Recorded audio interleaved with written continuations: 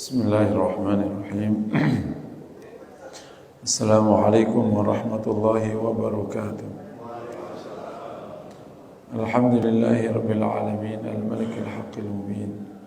Asyhadu an la ilaha illallah wa anna Muhammadan abduhu wa rasuluh. Allahumma shalli wa sallim wa barik ala nabiyyina wa habibina Muhammad wa ala alihi wa ashabihi wa azwajihi wa dhurriyyatihi wa man tabi'ahum bi ihsanin ila yaumiddin, amma ba'd. Jamaah yang dirahmati Allah, kita bersyukur kepada Allah. Pagi hari ini kembali kita bisa hadir dan bergabung di majelis ilmu. Semoga menjadi amal saleh yang diterima Allah SWT. Kita akan bahas bab fadlus sedekah atau fadilatus sedekah, keutamaan sedekah.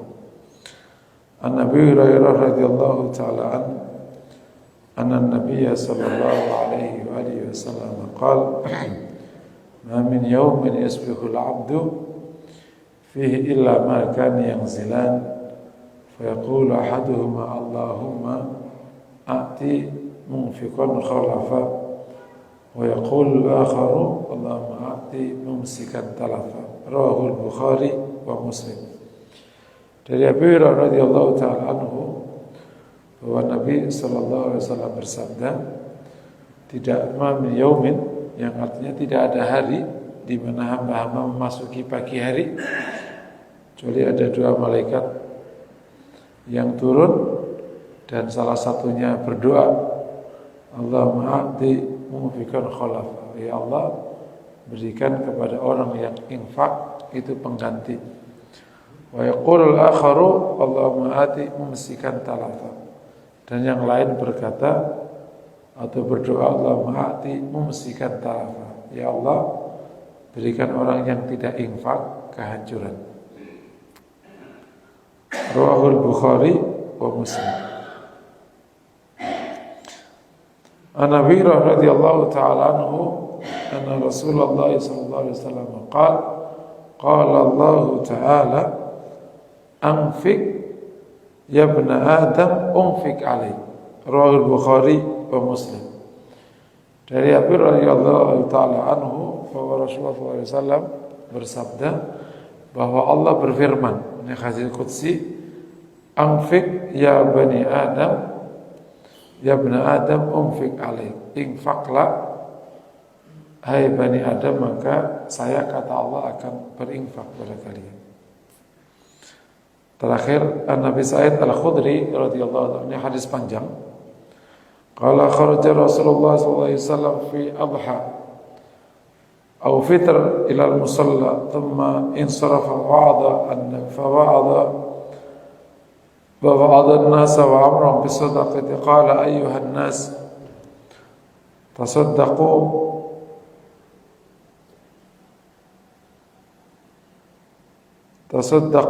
qamran ala nisa. Faqala ya ma'saran nas ya ma'saran nisa tasaddaqna fa inna ra'aytu kunna aktharan nasi akthara ahli an-nar. Fama sara ila manzilihi ja'a Zainab imra'at bin Mas'ud radhiyallahu ta'ala anha تستأذن علي فقيل يا رسول الله هذه زينب فقال أي الزيانب فقيل امرأة ابن مسعود قال نعم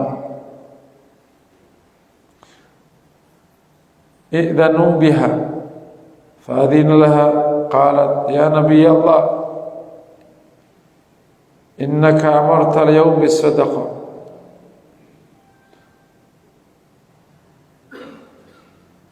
وكان عندي خلي لي فأردت أن أتصدق به فزعم ابن مسعود أنه وولده أحق ممن تصدقت به عليهم أحق من تصدقت به عليهم.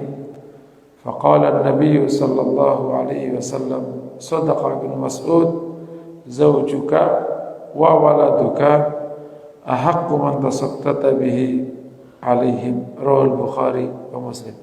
Hadis panjang yang artinya Rasulullah SAW itu keluar di Idul Adha atau sebuah riwayat di Idul Fitr, dan Rasul menyuruh sedekah kepada orang-orang. Dia Nabi khusus menasihati wanita. Makanya mengatakan, ya ma'syarun nisa tasaddaqna, wahai para wanita, bersedekahlah, karena saya melihat kalian orang yang paling banyak menjadi ahli neraka. Maka Zainab dan datang ke tempat Nabi sallallahu alaihi wasallam, dan Nabi bertanya, Zainab siapa? Maka dijawab, Zainab istri Ibnu Mas'ud. Maka diizinkan untuk mendekati Nabi, dan kemudian Zainab bertanya, ya Rasulullah, engkau tadi merintahkan kami untuk sedekah, dan saya punya perhiasan. Kemudian Ibnu Mas'ud mengatakan bahwa dia dan anaknya orang yang paling berhak untuk dapat sedekah dari aku. Kata Rasulullah, sedekah Ibnu Mas'ud. Ibnu Mas'ud benar. Zaujuka wa waladuka ahaqqu man tasaddaqta bihi alaihim. Suamimu dan anakmu orang yang paling berhak kau sedekah. Hadis riwayat Bukhari dan Muslim. Ya, 3 hadis dari Abu Hurairah 2 dan dari Abu Sa'id Al-Khudri, ini merupakan hadis tentang fadilatus sedekah atau keutamaan sedekah. Banyak sekali ya, secara bahasa sedekah itu maknanya benar atau membenarkan. Secara istilah sedekah itu seluruh harta yang dikeluarkan sesuai dengan yang Allah perintahkan, baik untuk jalan kebaikan atau pihak-pihak yang diperintahkan oleh Allah untuk diberi. Istilah sedekah mengandung 2 level makna. Level pertama, sedekah maknanya adalah zakat. Level kedua, sedekah adalah sedekah yang dikeluarkan di luar zakat. Level makna pertama, ini dasarnya di Al-Quran, innamas shadaqatu lil fuqara'i wal masakin. Sedekah itu untuk fakir, miskin, dan seterusnya. Sedekah di sini maknanya zakat. Jadi orang yang sedekah, maka pertama kali arti sedekah ya zakat itu. Maka kalau orang sudah berzakat, maknanya sudah bersedekah, karena sedekah yang wajib. Nah, nanti ada sedekah yang tidak wajib, yang kemudian menggunakan istilah sedekah.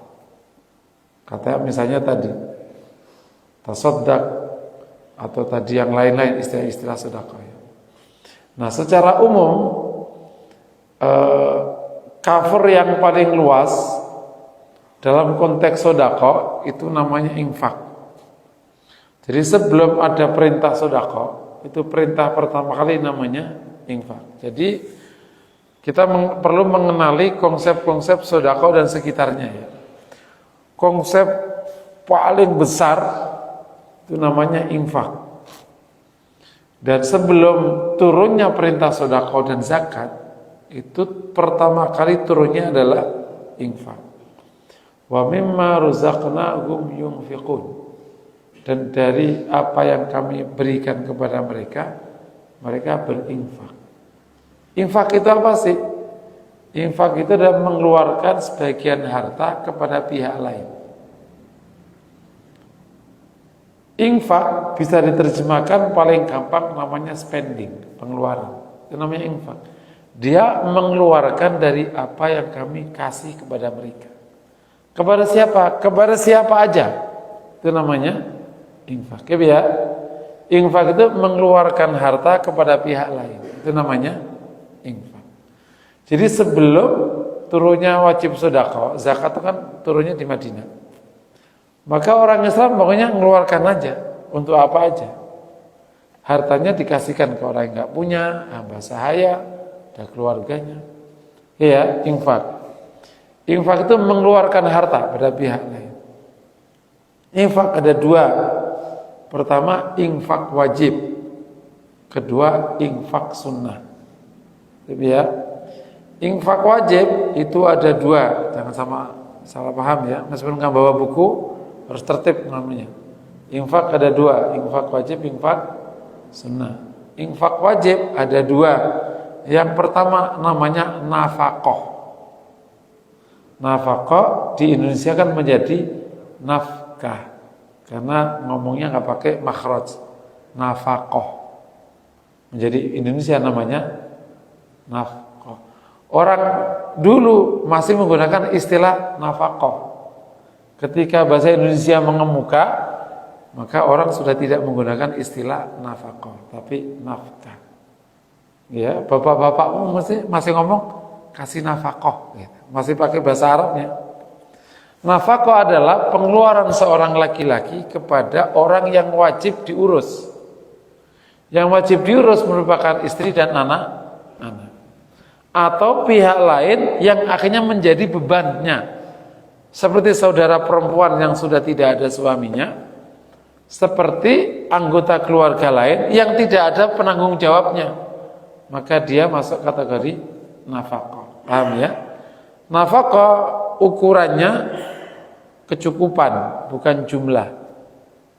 Jadi yang menanya nafkah pemberian sesuai dengan kadar kecukupan. Jadi suami ketika ngasih ke istri itu kadar kecukupan. Anak kadar kecukupan. Saudara perempuan misalnya, karena dia sudah tidak punya suami dan nggak punya nafkah, maka dia kembali kepada saudara laki-laki. Bentuknya bukan sedekah, bentuknya nafkah. Wajib dicukupi saudara perempuan. Oke ya, insya Allah bisa dipahami ya. Jadi kalau nafkah ukurannya kadar kecukupan. Tidak turun dari kadar kecukupan, tidak perlu juga naik menjadi kadar keinginan. Ini banyak bapak-bapak yang mau dieksploitasi sama istrinya. Nafkah standarnya kadar keinginan, ya mati kau. Sampai nggak bisa ibadah, nggak bisa ngaji, nggak bisa apa. Nyari duit mulu. Bukan kan kau baik, kau bodoh. Setuju ya kira-kira? Lo sampai siang malam nyari nafkah, karena yang dicukupi kadar keinginan. Ya habis kau. Sampai nggak ngaji, nggak baca Quran, sampai nggak baik sama orang tuanya, nggak baik sama saudaranya, gara-gara jam 5 sampai jam 12 malam nyari nafkah. Bukan nyari nafkah, kau bodoh. Kau cukupi kebutuhannya, titik, kelar. Kalau kau cukupi kebutuhannya, dia marah-marah, kau nggak dosa. Kau cukupi kebutuhannya, ngambil uangmu, mencuri, hukumnya dia. Tapi kalau kau nggak cukupi kebutuhannya, kau punya uang diambil, bener dia, kau yang salah. Ya, kadarnya kadar.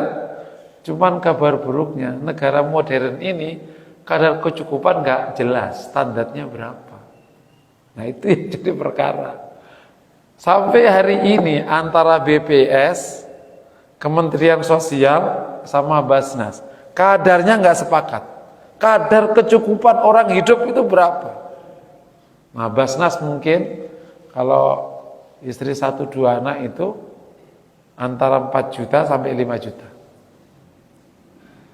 Nggak sepakat kan? Ya karena istrimu mintanya 30 juta kan? Nah, jadi ya itu salah pilih, bukan istri itu. Garong. Paham ya? Habis kau. Jadi banyak saya ngelihat kasihan laki-laki karena kesalahan cara pandang tentang nafkah. Sampai habis hidupnya nggak pernah sampai punya kesempatan beramal saleh. Gitu. Jadi nafkah itu kadar kecukupan. Siapa yang dinafkahi? Istri, anak-anak, dan siapa aja yang akhirnya menjadi tanggung jawabnya. Karena urusan sosial. Contoh tadi, anak perempuan, adik perempuanmu yang sudah tidak punya suami dan dia kehilangan sumber income, kembali ke engkau. Ayah ibumu yang tidak lagi punya income, nafkahnya ke anak laki-laki. Jadi kalau ayah ibu sudah kehilangan income, itu bukan lagi hadiah ngasihnya, sudah keluar jadi nafkah. Wajib dipenuhi kadarnya. Antara yang kota sama desa tergantung kondisinya. Insya Allah ya. Yang kedua infak wajib yang kedua namanya zakat. Zakat itu infak wajib. Dia masuk pengeluaran untuk pihak lain. Makanya waktu nyusun keuangan keluarga, pertama kali nafkah, kedua zakat. Gitu. Bukan zakat dulu Ustaz, nafkah dulu. Terus kenapa? Karena orang bisa zakat kalau sudah sisa dari nafkah. Jangan dibalik. Cuman kenapa kok para ulama sekarang perlu zakat dulu? Kenapa? Karena nafkahmu nggak jelas, itu perkaranya awalnya. Sehingga para ulama di dunia manapun sekarang pasti begitu keluaran zakat dulu. Kenapa? Nafkahmu nggak jelas, berapa standarmu?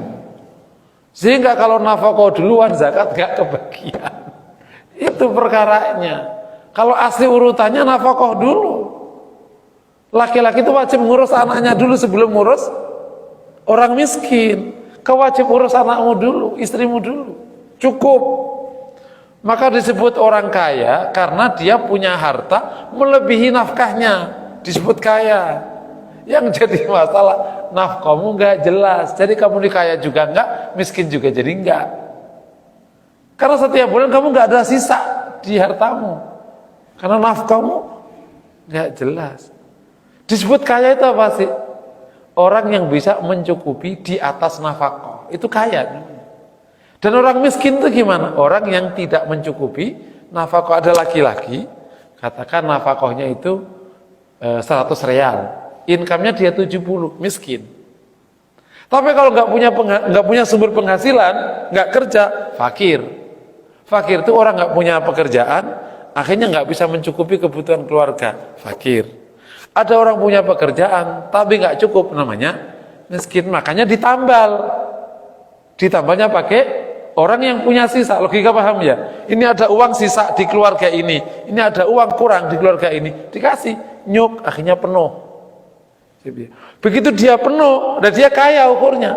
Makanya orang miskin bisa kaya. Kenapa? Oh ternyata dikasih zakat, dia akhirnya bisa nyisain sisa uangnya tadi dipakai usaha. Tahun depan dia bisa cukup, kaya, udah nggak musakik lagi. Karena udah penuh. Ada standar kehidupan yang jadi masalah, gak pakai standar. Jadi kaya miskin gak jelas hari ini. Sopo sing kaya siapa, yang miskin siapa. Itu bayangin. Makanya logikanya menjadi gak masuk tuh. Petani dengan penghasilan 1,5 usuk, 1,5 ton, 5 usuk tuh. 5 usuk itu sekitar 1,5 ton. 1,5 ton tuh kalau gabah sekarang berapa? 1 juta. 1 juta misalnya, saya nggak tahu. Harga dasar gabah berapa? Nggak tahu ya. Asumsinya 1 juta misalnya. Berarti kan dia punya penghasilan berapa itu? 15 juta misalnya ya, per 3 bulan. Sip ya. Dia wajib zakat. Karena apa? Asumsinya kalau punya penghasilan segitu, emang bisa mencukupi. Nah, tiba saatnya ke kota, punya penghasilan 30 juta, tapi nggak cukup. Wajib zakat nggak Ustaz? Makanya ulama sekarang ketika mewajibkan zakat profesi itu ngelihatnya income, udah nggak ngelihat sisa nafkah, udah nggak ngelihat kredit rumahmu, udah nggak ngelihat kredit mobilmu, nggak dilihat, pokoknya income total, take home pay, ya udah dia nggak zakat. Karena begitu dilihat dikurangi kredit rumah lagi, kredit mobil lagi, kau miskin. Kamu kurang income, bahkan kau makan pakai selepetan, pakai objekan di luar gaji pokok. Jadi struktur penguangan ya, pengalokasian kebutuhan di keluarga muslim hari ini udah kacaunya tak terkira. Makanya para ulama ya sudah, pokoknya income kotor dizakatin. Ya udah akhirnya begitu sekarang. Waktu saya di Basnas, ngitungnya gimana? Income take home pay, udah. Yang kau terima dari kantormu, itu zakat. Gak dikurangi nafkah Ustaz. Ya wajibnya dikurangi mestinya. Gitu. Ini yang dihitung. Nah, cuma nafkahmu nggak jelas, ya zakat aja. Gitu langsung. Jadi infak wajib kedua namanya zakat. Terus infak yang sunnah itu banyak sekali. Infak yang sunnah pertama namanya sodako. Nah, pengistilahnya ini saling masuk ya. Jadi istilah sodako itu bisa digunakan untuk dua istilah. Istilah pertama, sedekah wajib yang masuk kategori infak wajib yang namanya zakat. Jadi zakat itu bisa diistilahkan zakat, bisa diistilahkan sedekah, bisa diistilahkan infak wajib. Cuman khusus disebut zakat karena hartanya dari harta khusus, persentasenya khusus, orang yang menerima khusus, namanya zakat. Tapi Quran menggunakan istilah zakat dengan istilah innamas shadaqah. Jadi khusus sedekah punya dua level istilahnya. Istilah yang wajib itu sedekah, tapi secara umum penggunaannya sedekah untuk yang sunnah. Kecuali di Quran tadi itu ya, yang sedekah tadi. Nah, sedekah sunnah adalah pengeluaran orang terhadap orang dalam bentuk kasih sayang. Makanya disebut sedekah kalau jatuh ke orang fakir miskin. Namanya sedekah. Jadi pengeluaran orang dari hartanya kepada pihak lain konteksnya menyayangi atau mengasihi, namanya sedekah. Kedua, infak. Nah, infak istilah besar yang di atas dengan infak yang istilah kecil di sini, ini dua berbeda ya. Infak yang istilah di bawah, ya bukan yang istilah global, istilah yang di bawah, ada pengeluaran orang kepada aujuhil khair, untuk hal-hal baik. Makanya dulu sebelum ada kewajiban zakat itu, pokoknya orang mengeluarkan untuk hal baik aja. Ya ada orang nggak punya kasih, ada orang ini ada kebutuhan bangun masjid, kira-kira. Nah, infak setelah sudah detail konsepnya adalah yang dikeluarkan di jalan kebaikan. Contohnya ke masjid, untuk dakwah, untuk perjuangan, itu namanya infak. Karena kalau yang untuk fakir miskin namanya sedekah, sudah. Ya, Yang nomor 3, hadiah. Hadiah itu adalah pengeluaran orang kepada pihak lain dalam konteks penghargaan. Kalau kamu punya saudara kaya, bisa gak kita bawain sesuatu? Bawain. Oh, gak apa, dia kaya nggak butuh orang. Iya, dia nggak dikasih sedekah, iya dikasih hadiah. Ke gurumu, ke dosenmu, bukan sedekah, itu hadiah. Rasul nerima hadiah, tidak nerima sedekah. Karena Rasul nggak perlu dikasihani. Nah, kira-kira logikanya begitu. Kau punya orang tua, orang tuamu cukup, kau bawain sesuatu nggak? Dibawain. Ini kesalahannya, orang kaya nggak perlu dibawain. Iya, karena konteksmu cuman paham sedekah. Kalau kepada orang kaya, orang terhormat, bawanya namanya hadiah. Sunnah ngasih hadiah ke orang. Jadi bukan berarti kalau orang punya kemudian nggak dikasih, kan sering terjadi konflik antara anggota keluarga. Itu terkadang yang kaya diperlakukan nggak pernah dikasih apa-apa. Dia udah punya aja. Dia merasa nggak diperhatikan sama orang tuanya. Salah. Mama ngurus dia mulu. Ya kasihan dia nggak punya, kamu kan udah kaya. Salah, mamanya bagus. Kalau untuk anak yang kaya dikasih hadiah. Nih dek, dulu waktu kecil kamu tuh senengnya ini loh. Ini mama bawain. Makasih ma. Namanya hadiah. Biasanya hadiah bentuknya bukan uang, biasanya sesuatu yang menyenangkan atau apa itu hadiah. Kata Nabi, tahadu tahabu. Saling kasih hadiah, kau saling mencintai. Gitu. Orang-orang yang terhormat kau datang kepada pimpinanmu di kantor, kasih hadiah. Itu bukan sedekah. Tersinggung kalau kau kasih sedekah dia. Kau pikir aku nggak punya apa kasih sedekah? Enggak, ini hadiah Pak. Gitu. Jadi Islam sudah ngasih alokasi yang pas sekali. Yang berikutnya namanya wakaf. Wakaf itu infak di jalan kebaikan yang nilainya harus tetap. Ya bisa harta, bisa. Wakaf itu sebenarnya masuk kategori infak atas, cuma peraturannya khusus. Di jalan kebaikan yang perkaranya tetap, kayak tanah, kayak bangunan, kayak modal yang dijaga ketetapannya dan macam. Nah, wakaf itu adalah sedekah jariyah. Sedekahun jariyah, sedekah yang ngalir. Salah satu komponen sedekah jariyah adalah wakaf, karena dipastikan ngalir, karena tidak berhenti.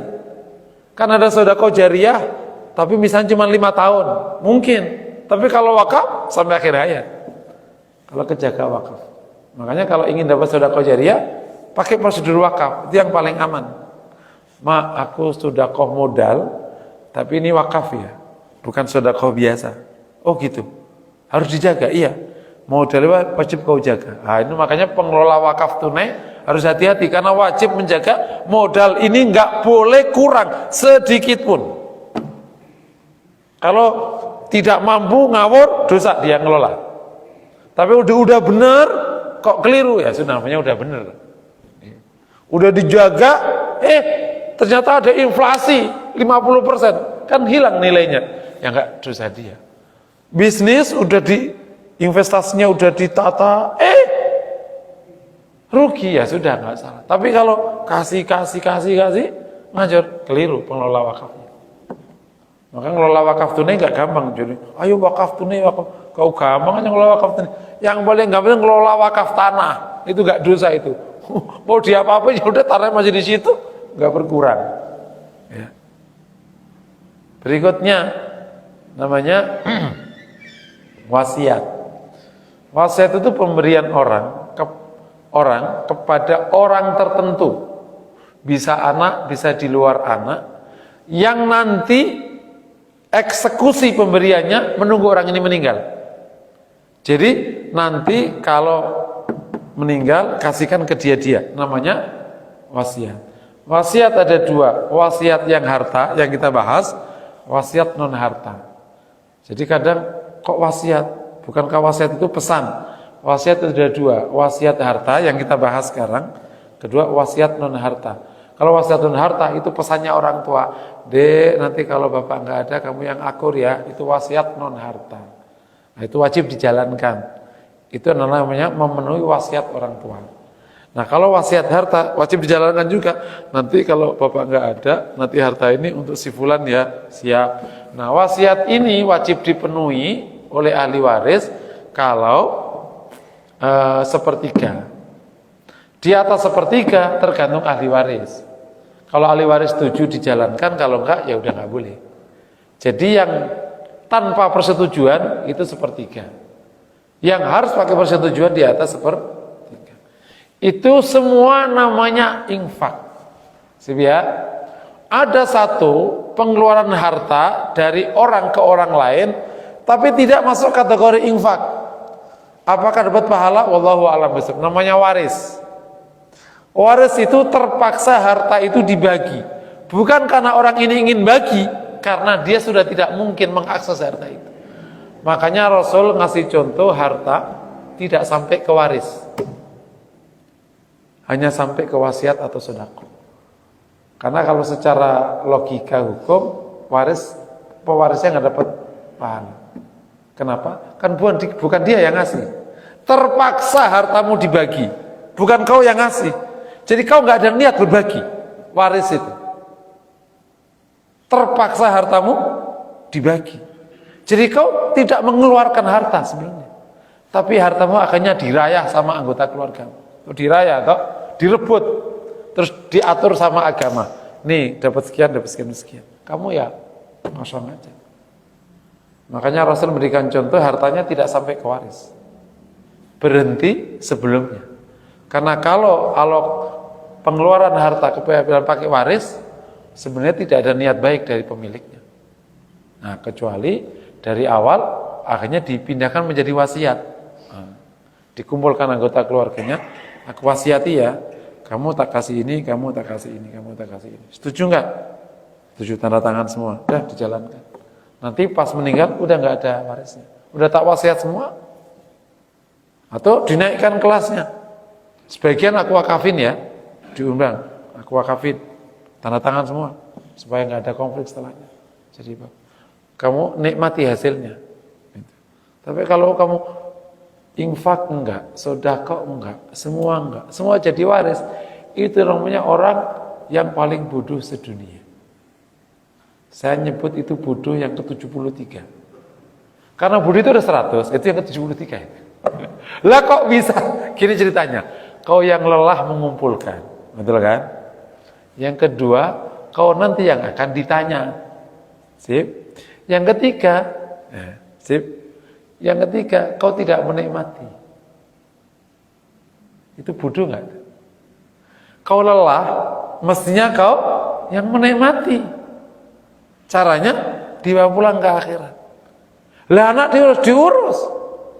Makanya dikasih nafkah, dicukupi, sekolahkan yang setinggi-tingginya, dikasih modal, boleh. Itu namanya infak sunnah ke anaknya, nak tak kasih modal. Boleh. Tapi benar-benar dialokasikan ke semuanya. Jadi pas pulang kosong, sudah menjadi pahala semua. Tapi kalau bahkan ke anaknya aja dibiarkan, sekolah cuma ala kadarnya, sayang. Sekolah murah-murah wae wis gitu. Terus digenggam aja duitnya. Mati ya. Udah dia paling ditanya, susah nyarinya, ditanya dia, terus yang menikmati suami dari istrimu yang kau tinggalkan itu. Enggak kira-kira. Sip ya? Ya Allah. Makanya saya coba renungkan kenapa Nabi kok tidak memberikan waris. Sampai ada tanah Fadak yang Fatimah bertanya kepada Abu Bakar, kan Rasul ada tanah di Khaybar, Fadak namanya. Kata Abu Bakar, sudah disedekahkan kepada kaum muslimin. Berarti Fatimah pun nggak dapat waris. Padahal anak kesayangan. Udah Rasul memberikan contoh, hartanya tidak sampai ke waris. Udah sampai ke wakaf itu aja. Itu dahsyat loh. Tapi bolehkah kita biarkan anak kita nggak mampu? Oh nggak boleh. Wajib kau siapkan anak menjadi anak yang berdaya. Caranya terserah kau. Di bawah naungan wal yakhshal ladzina law taraku min khawfihim dzurriyyatan dhi'afan khafu 'alaihim. Hendaklah orang takut meninggalkan keluarga yang ditakuti, yakni yang lemah. Maka pastikan keluargamu kuat. Caranya terserah. Menguatkan keluarga diambilkan dari nafkah plus yang lain. Boleh. Dikasih modal boleh nggak? Boleh. Gitu. Itu nafkah. Itu di luar nafkah. Kasih modal, kasih apa boleh. Sampai anakmu baik. Nah, sisa kamu kemana-mana. Kira-kira begitulah alokasi harta. Nah, sekarang kita bahas fadilah sedekah. Nah, tadi kan berarti sedekah letaknya dari mana tadi? Adanya di yang baik-baik, yang kepada fakir, miskin, atau yang zakat ya. Tapi kalau ada bab fadilatus sedekah, fadilah sedekah dalam hadis maknanya infak yang atas tuh, yakni disunnahkan, didorong, dianjurkan untuk mengeluarkan harta sebanyak mungkin ke pihak-pihak yang sunnah untuk dikeluarkan atau wajib dikeluarkan. Jadi kalau namanya fadilatus sedekah bukan pengistilahan yang fikih tadi, yakni sedekah maknanya sama dengan infak. Ya udah, kita disunnahkan untuk ngasih ke masjid, sunnahkan ke fakir miskin, sunnahkan kemana, termasuk yang disebut hadiah, yaitu infak, yaitu sedekah. Bisa dipahami. Yakni fadilah atau anjuran orang untuk berderma sebanyak mungkin ke pihak lain atau ke keadaan lain. Penamaannya tadi istilahnya. Jadi kalau namanya fadilah atau sedekah di hadis maknanya infak yang umum itu ya. Bisa bentuknya zakat, bisa ini. Kecuali nafkah, memang itu istilahnya sudah tidak masuk kategori sedekah karena sudah secara khusus menggunakan istilah nafkah. Tapi kalau tadi yang lihat ada satu kejadian menarik ya, istrinya ngasih sedekah ke suaminya. Ini menarik, nanti akan kita bahas. Oke ya. Itu poin kedua. Nah, poin ketiga yang ingin saya bahas sebelum bahas ke hadisnya mengenai keutamaan sedekah tadi yang tinggi sekali. Hal yang menarik dari konsep sedekah yang diajarkan oleh Islam dan fadilah sedekah itu tinggi sekali. Anjuran sedekah juga tinggi sekali ya. Kalau saya ngomong sedekah maknanya juga infak yang atas tadi ya, global ya. Bukan yang sedekah yang khusus ke fakir miskin itu. Termasuk ya ke masjid kemana yang istilahnya sudah detail tadi. Itu luar biasa. Wa mimma razaqnahum yunfiqun dari awal. Dan bahkan kullu sulama minnas, setiap anggota badan ini ada sedekahnya. Jadi konsep sedekah atau infak itu sangat dominan di Islam. Itu rentetan dari konsep zakat yang wajib tadi. Apa sih pesan utamanya? Agama ini menganjurkan muslim itu memang berderma, suka memberi. Baik yang wajib atau yang sunnah. Baik yang nafkah atau yang non-nafkah. Mungkin orang bertanya, terus nyari duitnya gimana? Ya nggak usah ditanya. Kalau kau disuruh memberi, maknanya wajib nyari. Mala yatimul wajib illa bi fahuwa wajib. Perkara yang menyempurnakan kewajiban hukumnya wajib. Kalau kau ingin menyiramkan air, harus ngisi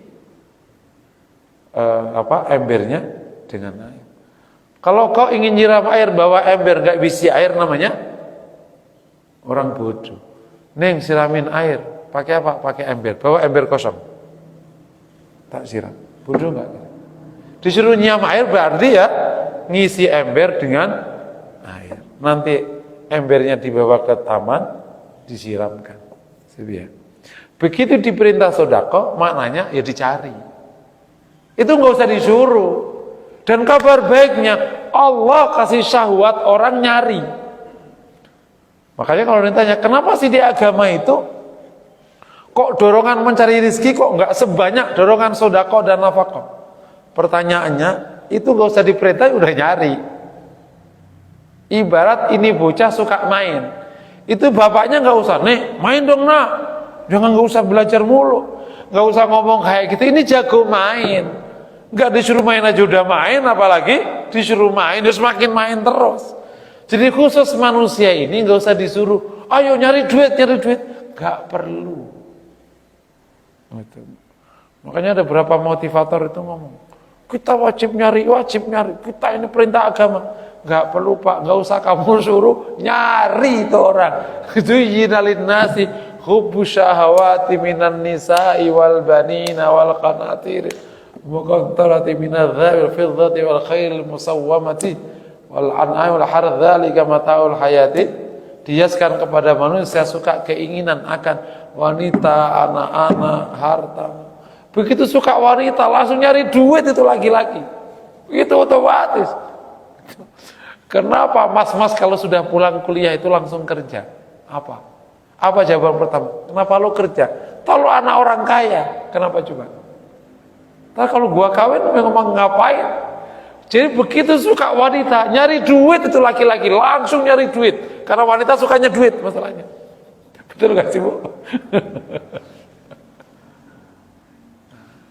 Cuman dikasih aturan aja, fa idza qudiyatis sholatu fantashiru fil ardh. Jadi urusan nyari mau usah disuruh, otomatis gitu nyari. Karena Allah yang tanamkan. Makanya berislam itu bukan menjadikan kita menjadi orang yang tidak manusia, enggak gitu berislam itu. Kita nggak usah nyari duit supaya taat pada Allah. Lo keliru. Silakan nyari duit karena Allah izinkan. Kenapa? Allah yang ngasih kan. Makanya ketika ayat itu turun di hadis Imam Bukhari, hadis di kitab Raqaiq, turun ayat itu, Umar langsung datang ke Rasulullah, ya Rasulullah, semua kita pasti suka dapat harta, dapat anak, dapat apa. Apakah berarti ini salah kalau saya senang dapat harta itu? Kata Nabi, kalau kau dapatkan harta dengan benar dan kau nafkahkan dengan benar, kau telah penuhi haknya. Jadi menjadi orang benar di konteks harta bukan membenci harta, enggak. Senang boleh, yang penting nyarinya benar, dialokasikannya benar, enggak digegem terus. Istrinya bilang, Mas, belanja dong, belanja mulu loh. Yang makan siapa? Ya saya. Ya udah masa minta saya. Itu namanya digenggam terus, dikasihkan ke keluarganya. Kalau dia dikasihkan ke orang miskin karena dia butuh. Yang penting nyarinya benar, alokasinya udah. Oke, jadi apa sih pesannya kita menjadi orang yang terus memberi? Mau tanya berikutnya itu. Saya ingin sampai kepada satu titik yang menarik tentang konsep harta di mata Islam. mindset yang ditanamkan oleh agama, harta itu untuk diberikan, bukan untuk disimpan. Harta itu untuk diberikan. Jadi, sementara kita telah ditanamkan oleh Allah suka itu. Akhirnya kan kita nyari, paham ya? Akhirnya kita nyari. Tapi agama, awas, kau harta itu untuk kau berikan. Sementara kita suka, nggak bisa kau tahan, harus kau berikan. Mau nanya nih, siapa orang yang bisa mengendalikan keadaan di dunia ini? Orang yang memberi. Semua donatur adalah pengendali. Kamu tanya tahu tanggal 14 nanti, yang menang siapa? Bukan rakyat, donatur. Serius nih. Yang menang siapa? Donatur. Karena rakyatnya juga menerima donasi. Kecuali rakyatnya nggak menerima donasi, maka donaturnya nggak bisa menang karena nggak ada donatur. Kenapa? Karena nggak ada penerima donasi. Jadi dia bukan donatur lagi. Jadi yang menang donatur. Kau diajarkan oleh agama ini untuk menjadi donatur, sehingga menjadi pengatur. Kullukum ra' wa kullukum mas'ul an ra'iyatihi. Kalian leader, kalian diminta jawab atas apa yang kalian pimpin. Kuntum khaira ummatin ukhrijat linnas ta'muruna bil. Bisa nggak merintah kalau menerima? Pak wajib melaksanakan. Ini duitin di. Kenapa direktur itu kuasa? Karena dia menandatangani donasi, namanya gaji. Nah, tak kasih. Si direkturnya itu taat sama siapa? Sama owner. Karena ownernya yang donasi. Ya? Jadi konsep di Islam harta bukan untuk disimpan, untuk dikasihkan. Ada 3 level, 4 level, saya suka nyebut level tentang harta. Mindset orang tentang harta itu, kalau saya melihat di lapangan itu ada 4 level. Level pertama, orang yang bicara orientasi harta dari berapa yang dikumpulkan. Jadi melihat orang itu tentang harta, berapa yang dikumpulkan. Pertanyaan paling mendasar, gajimu berapa? Orang ini akan merasa wah kalau income-nya besar. Padahal sebenarnya nggak ada hubungan antara income besar dengan posisi sosial. Tidak ada hubungan antara income dengan nanti berapa harta yang dimiliki. Kenapa? Masih ada sisa yang lain masalah. Nah, level ini saya nyebut sebagai level SD. Orang yang orientasinya berapa income-nya. Kenapa? Karena tidak semua income membuatmu bisa cukup. Dan tidak semua income membuatmu punya kekayaan. Kenapa? Income-mu kau habiskan untuk nafkah yang tidak ada batas dasarnya. Ini level di atasnya, saya nyebutnya level SMP. Orang yang berorientasi kepada sisa income, namanya tabungan. Berapa tabungan? Pertanyaannya naik kelas. Dia nggak penting berapa income, yang penting tabungannya. Bagi orang ini kekayaan itu yang sisanya. Yang pertama kekayaan itu income-nya. Pinteran mana? Pinteran yang kedua. Yang kedua ini biasanya pertanyaannya pedagang-pedagang di gelodok. Kamu bisa nabung berapa hari ini? Bukan, kamu dapat hari ini berapa? Gak penting, itu SD sudah. Jadi mau berapapun kamu bisa nabung berapa hari ini? Nabung berapa? Sip ya? Nah ini sisa. Ini adalah orientasi yang membuat jargon menabung pangkal kaya. Nah, ini level SMP ini. Menabung pangkal kaya itu mindset SMP sebenarnya.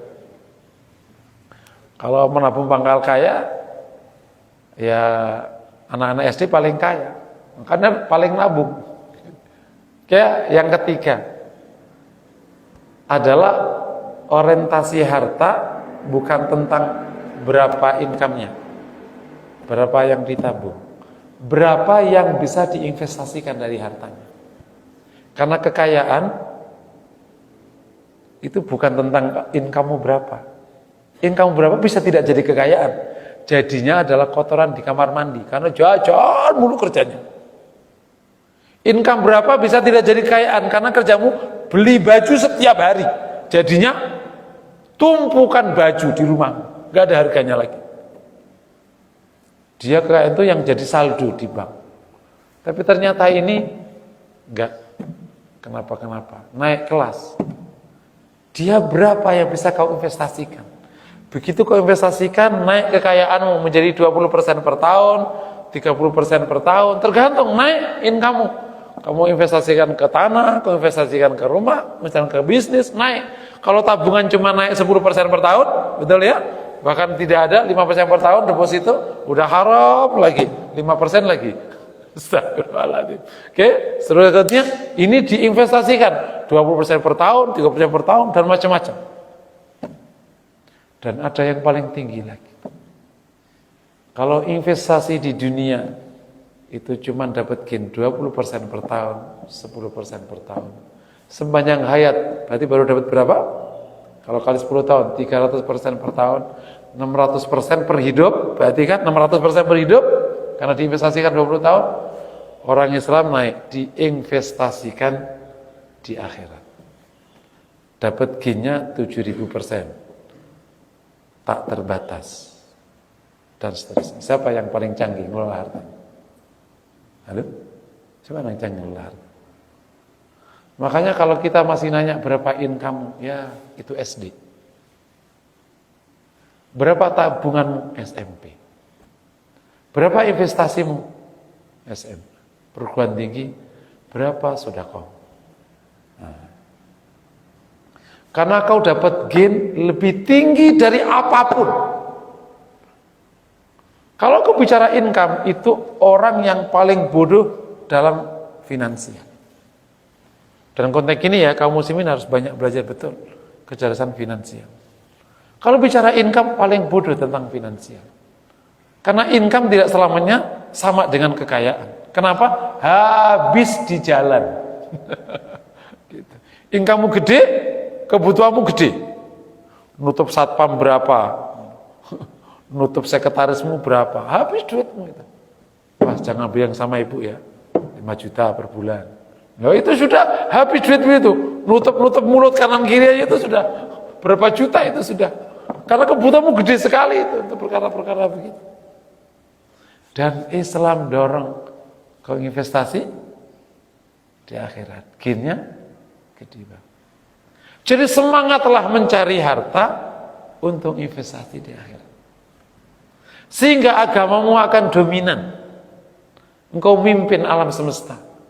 Karena kaum muslimin disuruh untuk mengamar ma'ruf nahi munkar. Tidak mungkin amal ma'ruf kalau tidak memberi.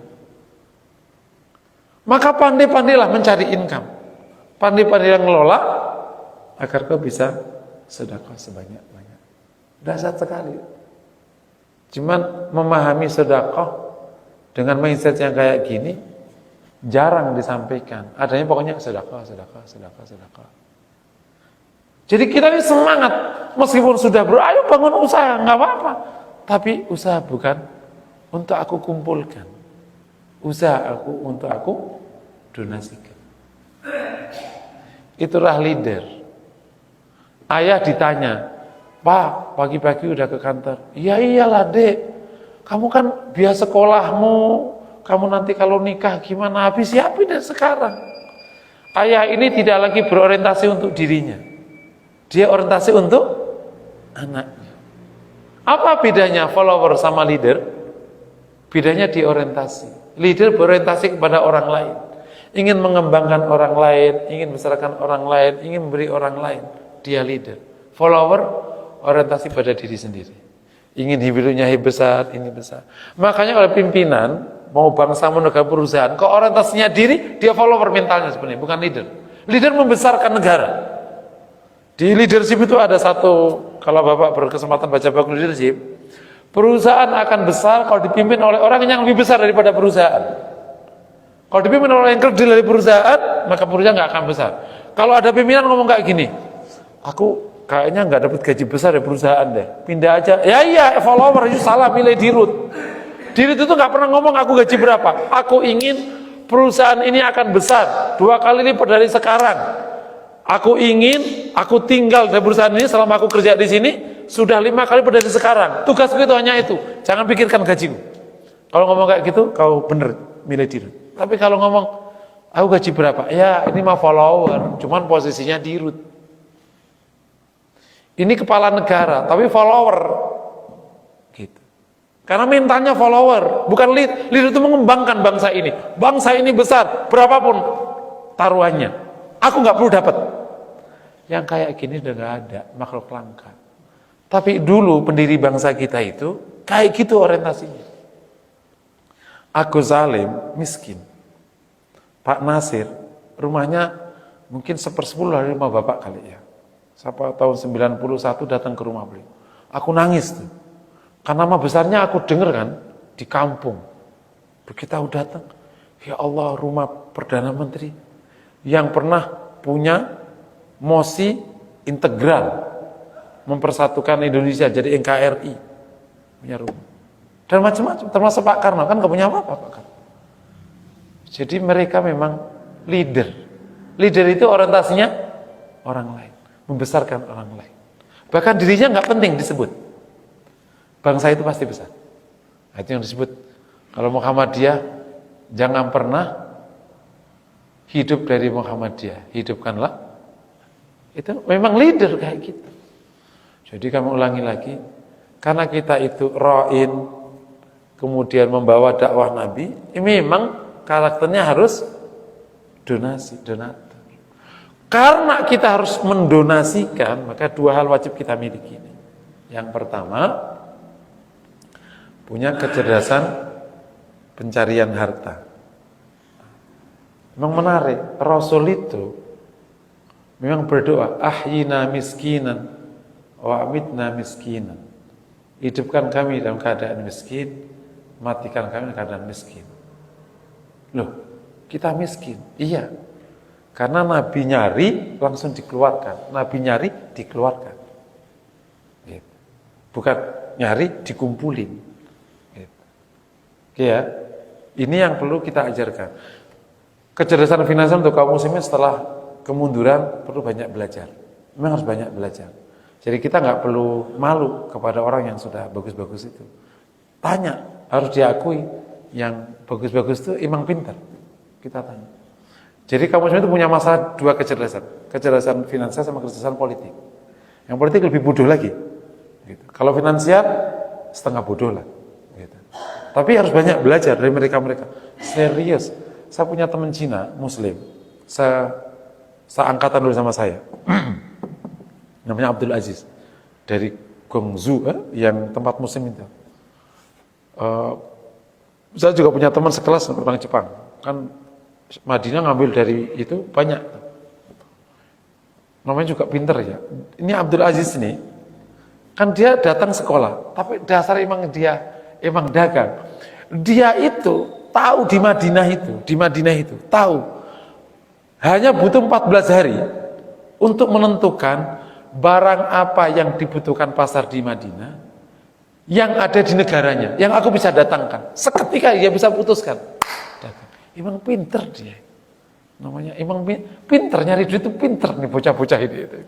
Emang itu dahsyat ya, pinter. Mau yang mau yang enggak, pinter ya. Gitu. Ketemu aja barang yang dibutuhkan orang itu, ketemu aja gitu dia.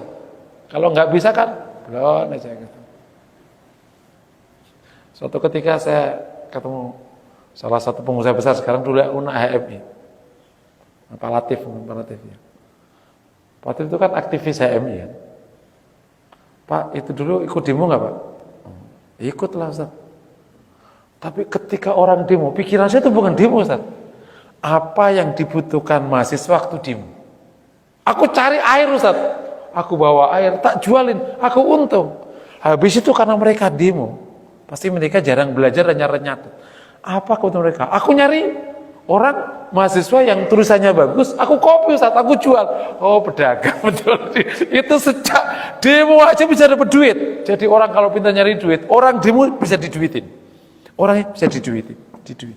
Jadi kecerdasan finansial itu memang satu hal lain. Tidak sama dengan ilmu manajemen, dua hal berbeda itu ya.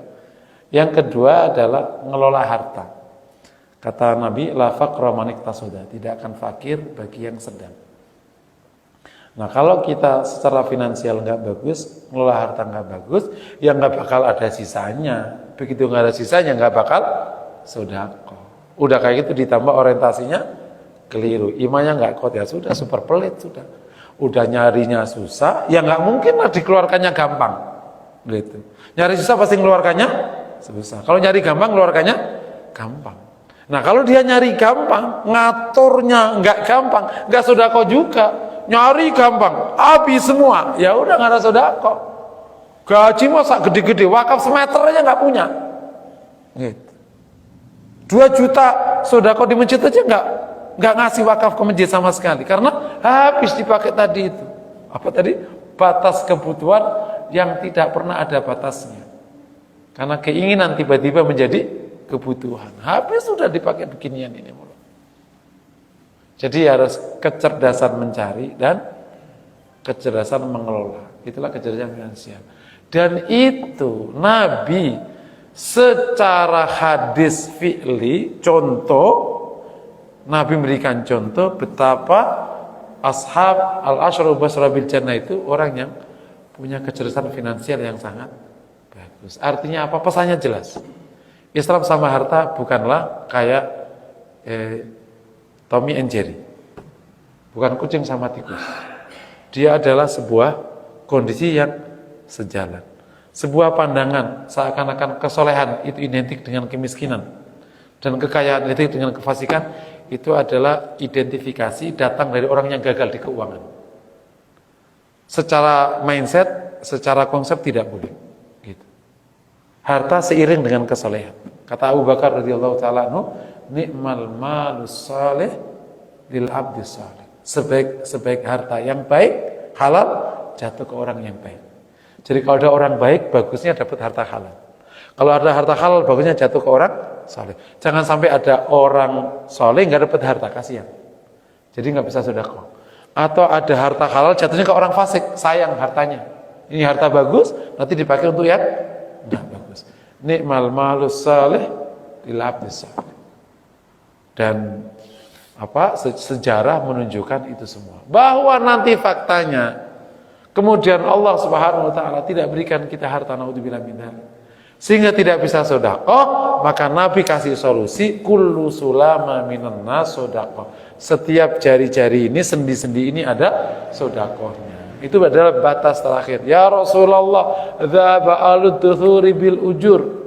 Orang-orang yang punya harta itu bawa kelak di akhirat dengan pahala-pahala.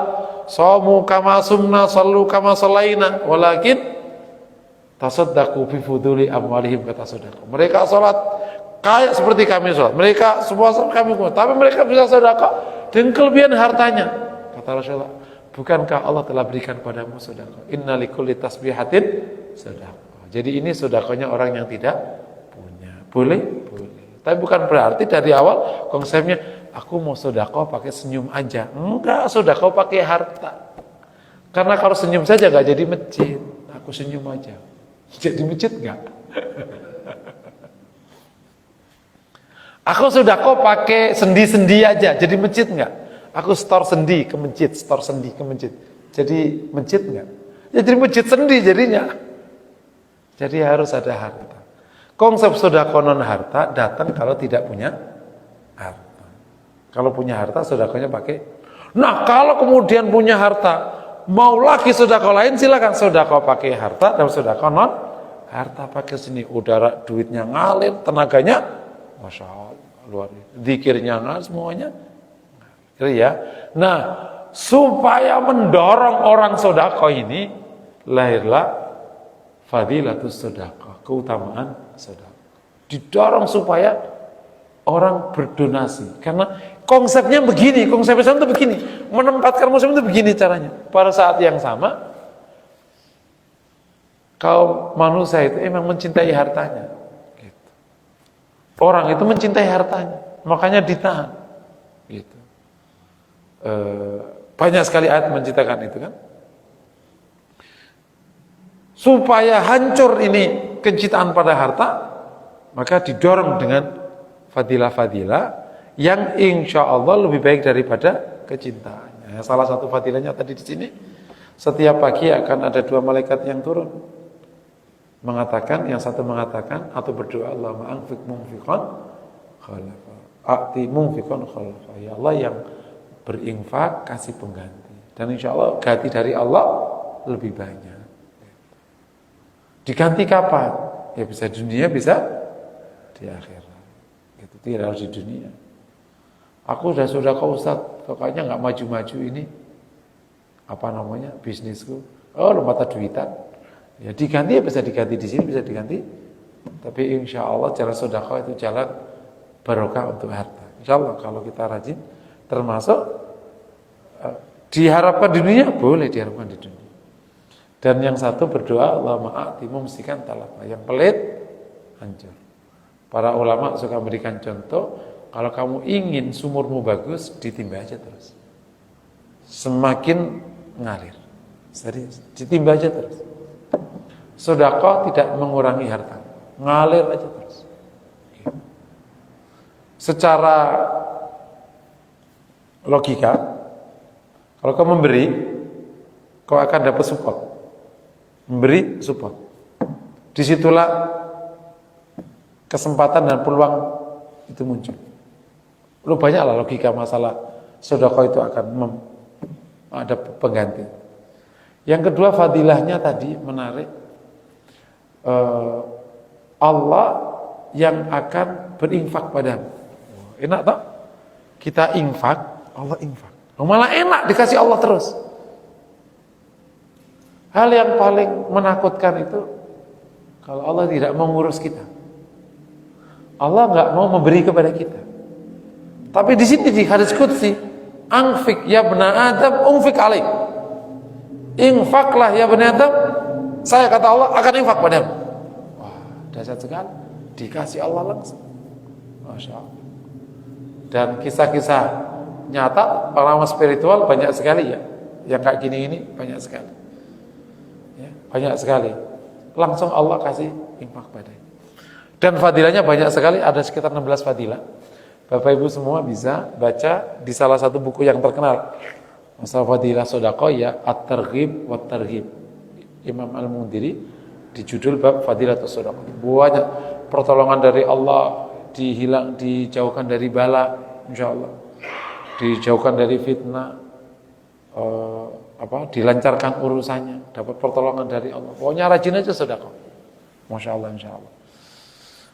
Terakhir, orang yang cukup bagus untuk disedekahi adalah keluarga. Kalau suami ke istri, namanya nafkah. Ya. Nah, kalau selain suami ke anggota yang lain, itu bisa hadiah, bisa sedekah. Nah, ini kejadiannya di hadis tadi. Zainab istrinya Ibnu Mas'ud itu orang punya. Ibnu Mas'ud itu nggak punya, ya nggak tahu. Ya, pokoknya Ibnu Mas'ud itu nggak punya. Ya waktu mungkin nggak bisa dagang kan Ibnu Mas'ud itu. Ibnu Mas'ud itu nggak punya ada. Karena pada waktu di Mekah Ibnu Mas'ud itu gembala kambing, nggak dagang. Jadi memang kalau nggak bisa dagang, yang akhirnya nggak punya. Jadi ya, mungkin gitu ya. Kalau yang lain memang dagang pintar-pintar dagang gitu lah. Tapi maksud Allah kasih karunia ilmu yang luar biasa. Dia adalah ahli tafsir. Zainab tanya ke Rasulullah. Kata Ibnu Mas'ud katanya, sedekah yang paling bagus, yang paling benar adalah suami dan anak. Benar. Jadi kalau ada wanita kok kaya, suaminya tidak punya, maka sedekahnya bisa dikasihkan ke suami. Termasuk zakatnya. Kok bisa? Karena konsep di Islam suami istri itu hartanya pisah. Harta gabung itu karena Belanda. konsekuensi dari pernikahan harta gabung itu Belanda. Karena nikah itu bukan akad harta, nikah itu akad badan. Seluruh harta yang berputar sepanjang keluarga harta suami, istrinya nggak masuk sepeser pun. Nanti kalau pas ngewaris gampang, loh kan?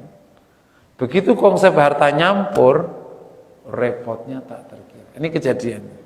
Tapi boleh nggak? Terserah kalau saling ridho. Ridho nggak harta nyampur? Gitu. Harta nyampur itu berarti hartamu hartamu, hartaku hartaku. Tapi istri pada nggak mau, hartamu hartaku, hartaku hartaku. Malah itu benar separuh, salah separuh. Para wanita suka ngomong kayak gitu. Jadi dengar pengajian ini separuh, nggak mau Belanda tapi juga nggak Islam juga. Kata Islam itu kan istri nggak wajib nafkah. Iya. Itu kan Belanda itu yang nyampur-nyampur. Ya. Tapi Islamnya separuh, Belanda enggak, Islam enggak. Islam itu yang benar kalau wanita berkata hartaku, hartaku. Di dalam hartamu ada hakku, yang benar kayak gitu. Bukan hartamu, hartaku, loh kok enak. Gitu. Terus hartaku, hartaku, hartamu, hartaku. Ya berarti menang dua dong, menang banyak istrinya. Jadi di dalam harta suami ada hak istri. Udah, hanya nafkah aja, selebihnya enggak. Jadi, kejadiannya sekarang, kenapa ada hadis kayak gini? Gimana menjelaskannya? Kejadiannya, suaminya fakir, income-nya nggak cukup. Istrinya punya bisnisan, kan kaya. Apakah wajib ngasih nafkah? Enggak. Silakan aja. Jadi istri yang kaya ini bisa ngomong kayak gini, Mas nafkahnya mana ini? Kok segini ya, mampu kok segini. Ya udah diterima, ya makan ala kadar. Kalau ingin makan enak, ya udah makan pakai hartanya sendiri. Aku makan enak ya silakan aja. Boleh nggak? Boleh. Suami nggak dikasih, ya boleh. Tapi namanya pelit. Masa suami yang sampai miskin nggak dikasih sih? Makanya oleh maksud kasih aja ke suamimu. Jadi zakat boleh, kasih zakat ke suami boleh. Kalau suami ngasih zakat ke istri, boleh nggak? Boleh nggak? Nggak boleh karena dia wajib dapat nafkah. Kalau istri kan nggak wajib menafkahi suami. Jadi kalau dia punya harta, kena zakat, kasih suami. Mas, ini zakatku. Kau pakai nafkahin kami. Boleh? Boleh. Ini sedekahku. Boleh. Namanya suami miskin, dizakati sama istrinya. Boleh? Boleh. Berat. Jadi harta misah, dari awal harta misah. Nah kalau istri ngasih lagi, boleh. Apalagi? Boleh. Sampai suaminya nanti cukup misalnya. Ya bisa dipahami ya. Jadi saudara yang paling utama, yang paling dekat itu. Misalnya, sedekah ya punya keluarga, kakak kan nggak wajib nafkah kan, dia laki. Ya udah berarti dikasih zakat boleh? Boleh. Nah, apa bedanya nafkah sama zakat sedekah tadi? Nafkah standarnya kecukupan. Kalau zakat standarnya persentasi. Kalau ikhlas sedekah nggak ada standarnya, sebisa. Nah kalau ada orang dikasih zakat minta cukup, itu namanya ngelunjak. Misalnya itu punya tetangga, Bang, sorry ini ada uang zakatnya 200.000 nih. Mungkin bisanya 200.000 ya. Ya bang nggak cukup bang, kebutuhan saya 5 juta. Aku bukan bapakmu. Zakat ya ini, zakat itu cuma 200.000 ya udah. Yang penting sudah mencukupi kadar nisab dan seterusnya. Begini demikian materi yang dapat saya sampaikan, semoga menginspirasi. Assalamualaikum warahmatullahi wabarakatuh.